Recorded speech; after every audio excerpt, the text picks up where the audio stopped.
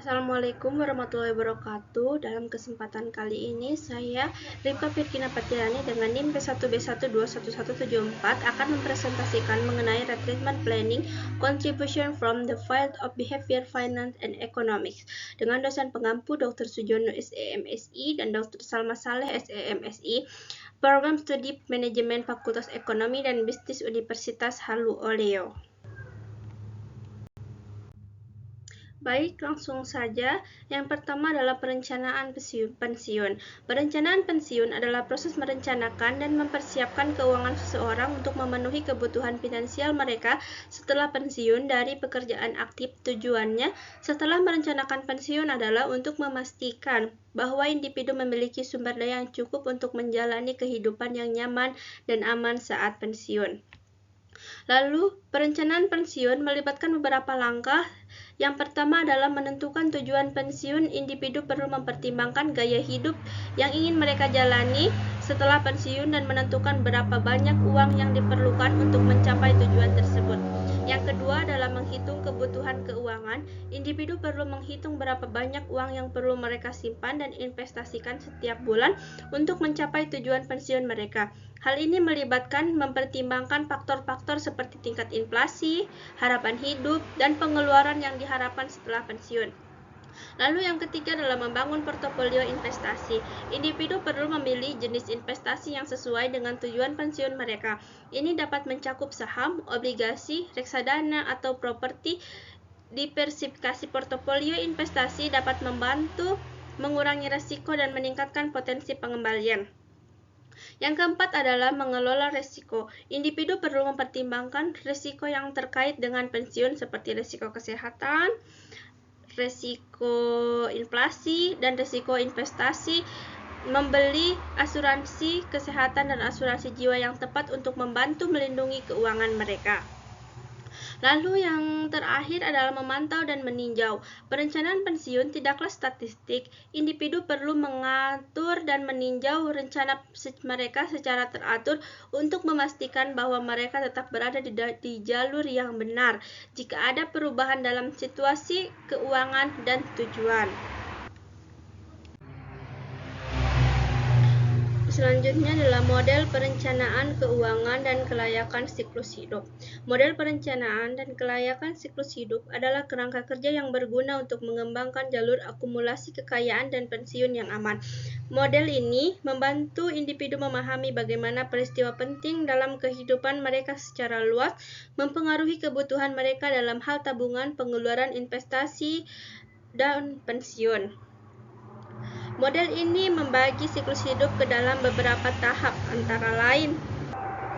Yang pertama adalah remaja usia 18 sampai 24 tahun. Pada tahap ini, individu biasanya mulai membangun rumah tangga, membangun kredit, membangun tabungan, dan menentukan kebutuhan investasi mereka. Lalu selanjutnya yang kedua adalah dewasa usia 25 sampai 34 tahun. Pada tahap ini, individu biasanya memulai karir mereka, membangun dana darurat, dan memulai tabungan untuk tujuan jangka pendek dan jangka panjang seperti pendidikan anak dan pensiun. Lalu selanjutnya yang ketiga adalah orang tua usia 35 sampai 44 tahun. Pada tahap ini individu sering memiliki tanggung jawab sebagai kepala rumah tangga dan perlu mempertimbangkan kebutuhan perlindungan seperti asuransi jiwa. Mereka juga perlu memperbarui rencana pensiun mereka dan mengembangkan rencana keuangan jangka panjang. Lalu selanjutnya adalah paruh baya usia 45 sampai 54 tahun. Pada tahap ini, individu sering mengalami perubahan karir atau peningkatan pendapatan. Mereka juga perlu mempertimbangkan pendidikan tinggi untuk anak-anak, investasi, dan memperbarui rencana pensiun mereka. Lalu, yang kelima adalah prapensiun usia 55 sampai 64 tahun.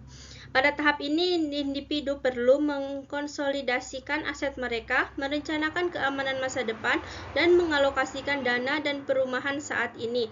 Mereka juga perlu mempertimbangkan pekerjaan paruh waktu atau pekerjaan sukarela setelah pensiun. Lalu, yang keenam adalah pensiunan usia 65 tahun ke atas. Pada tahap ini, individu perlu menyelesaikan rencana keuangan mereka.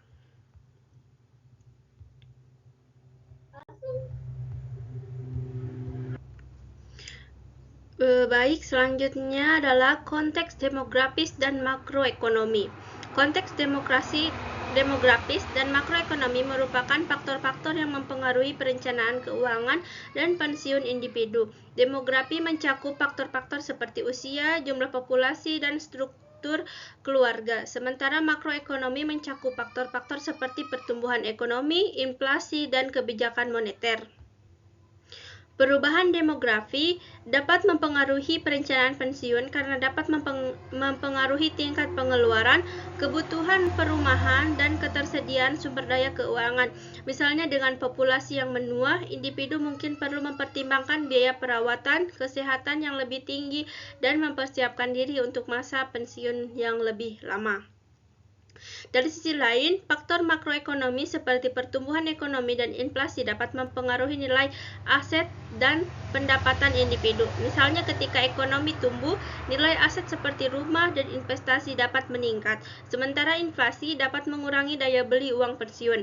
Ketika merancang keuangan pensiun, penting untuk mempertimbangkan konteks demografi dan makroekonomi yang sedang berlangsung. Hal ini dapat membantu individu mengantisipasi perubahan dan pengambilan langkah-langkah yang tepat untuk mencapai tujuan keuangan mereka. Lalu selanjutnya adalah bias, heuristik, dan efek framing. Bias, heuristik, dan efek framing adalah fenomena dalam pengambilan keputusan keuangan yang dapat mempengaruhi perilaku individu. Yang pertama adalah bias. Bias adalah kecenderungan individu untuk melakukan kesalahan dalam pengambilan keputusan. Ketika keputusan tersebut tidak menguntungkan bagi mereka, contoh bias termasuk kecenderungan untuk mengambil resiko berlebihan adalah risk aversion bias, kecenderungan untuk menghindari kerugian, loss aversion bias, dan kecenderungan untuk mengandalkan informasi yang mendukung pandangan mereka atau confirmation bias. Lalu yang kedua adalah heuristik. Heuristik adalah aturan-aturan praktis atau pendekatan pikiran yang digunakan individu untuk membuat keputusan dengan cepat dan efisien. Namun heuristik juga dapat menyebabkan kesalahan dalam pengambilan keputusan. Lalu yang ketiga adalah efek framing. Efek framing adalah pengaruh cara informasi yang disajikan atau diberi bingkai terhadap keputusan yang diambil. Lalu yang keempat adalah peran otak dalam pengambilan keputusan keuangan. Peran otak dalam pengambilan keputusan keuangan sangatlah penting. Neuroscience, juga dikenal sebagai neurofinansial, telah memiliki dampak signifikan dalam studi perilaku pengembalian keputusan keuangan sejak pertengahan 1980-an. Berdasarkan pengetahuan saat ini, otak manusia dan fungsinya dapat dijelaskan dalam 3 komponen utama. Yang pertama adalah sistem pertama atau berpikir cepat. Sistem ini melibatkan pengambilan keputusan berdasarkan emosi, intuisi, dan naluri. Orang cenderung mengandalkan sistem ini untuk membuat keputusan cepat berdasarkan pengalaman dan pola pikir yang telah terjadi seiring berjalannya waktu. Yang kedua adalah sistem kedua atau berpikir lambat. Sistem ini melibatkan pengambilan keputusan yang lebih rasional dan analitis. Namun penggunaan sistem ini memerlukan usaha tinggi dan seringkali diabaikan karena membutuhkan energi mental yang lebih besar. Lalu yang ketiga adalah emosi. Emosi memainkan peran penting dalam proses pengambilan keputusan keuangan. Kesalahan dalam pengelola dan menafsirkan emosi dapat mengakibatkan kesalahan dalam pengambilan keputusan keuangan. Keputusan keuangan yang baik memerlukan keseimbangan antara emosi dan penggunaan keterampilan kognitif untuk menginterpretasikan dan bertindak atas emosi tersebut. Lalu poin ke-6, peran kesadaran diri dan pengendalian diri. Peran kesadaran diri dan pengendalian diri dalam perencanaan pensiun sangatlah penting untuk mengambil keputusan keuangan yang bijaksana dan memastikan keuangan yang stabil di masa pensiun. Kesadaran diri memungkinkan individu untuk mengenali dan memahami kebutuhan dan tujuan keuangan mereka di masa pensiun.